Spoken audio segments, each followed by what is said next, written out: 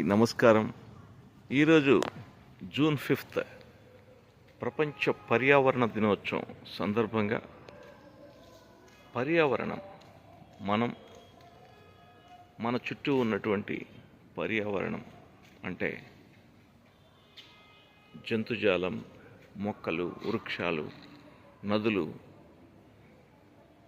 ఇలా ప్రతి ఒక్కదాన్ని సంరక్షించుకుంటూ ఈ జీవన చక్రంలో మనం నడుస్తూ ఉన్నాం.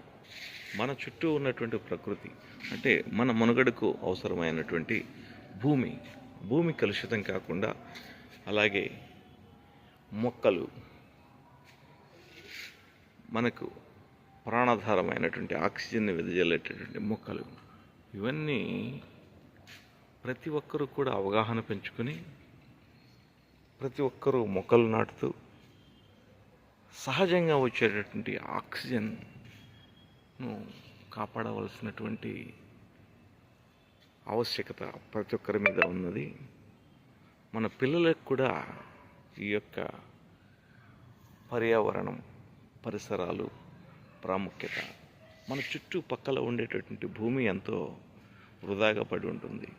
వాటిల్లో వీలైనంత వరకు మొక్కలు నాటడం, వాటి మీద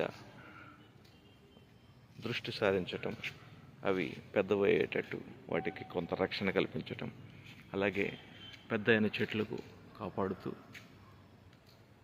ఎంతోమంది మానవ మనుగడకు ముఖ్యమైనటువంటి వాటిలో ఆక్సిజన్, తర్వాత నీరు.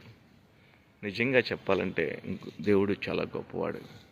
మనిషికి అవసరమైనటువంటి ముఖ్యమైన గాలి, నీరు తేలిగ్గా దొరుకుతున్నాయి ఈ రోజుల వరకు కూడా. చాలా సంతోషం. ప్రతి ఒక్కరు కూడా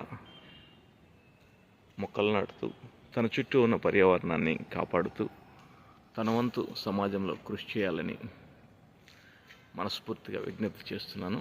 థ్యాంక్ యూ వెరీ మచ్.